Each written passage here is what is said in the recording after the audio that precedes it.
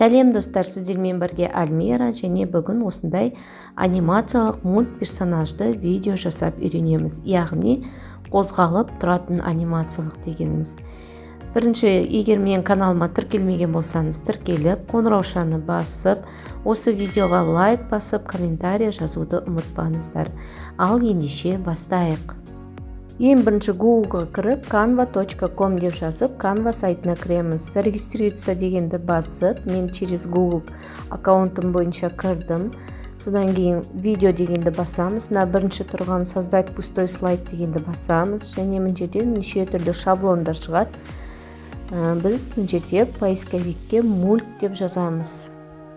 Осы жерде неше түрлі мульт персонаждылар шығады. Мен мысалы мынаны таңдадым. 6 страницасы бар екен. Біріншісін басамыз, применить 6 страниц деген. Содан кейін астында цветтерін таңдауға болады.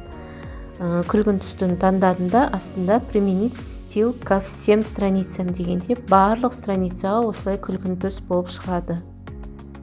Сөздерді өзгерту үшін үстінен басамыз, өзімізге керек сөзді жазып аламыз.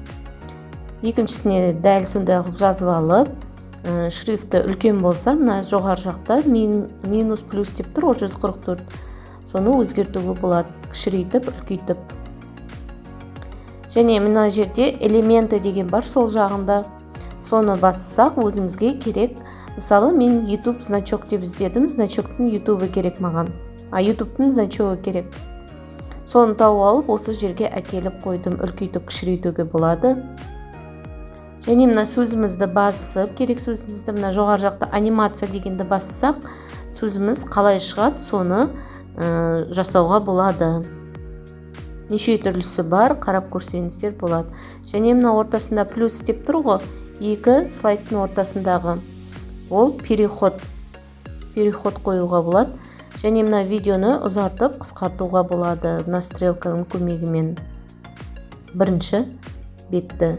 Екінші бетті дәл сондай қылып жасап аламыз. Жаңағыдай жазып, өзімізге керек сөздерді анимацияны қолданамыз сөздерімізге. Үшінші бетті де дәл жаңағыдай жасап шығамыз. Анимациясын қолданып. Және мына жерде А дегенді бассақ, цветін өзгертуге болады. Эффектіні бассақ, шрифттарын өзгертуге болады осындай қылып.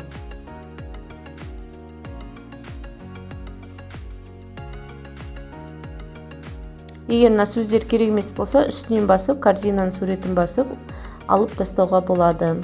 Көріп тұрған сызықшаларды да өзімізге ыңғайландырып, өзгертіп алуға болады осылай.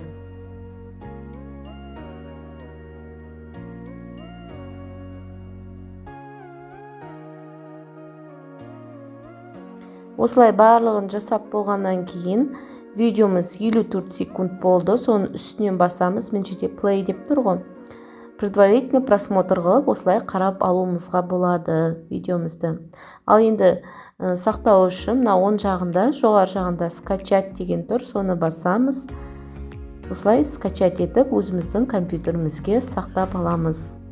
Өзіміздің компьютерімізге сақтап алғанда загрузканың ішінде тұрады. Міне видеомыз дайын.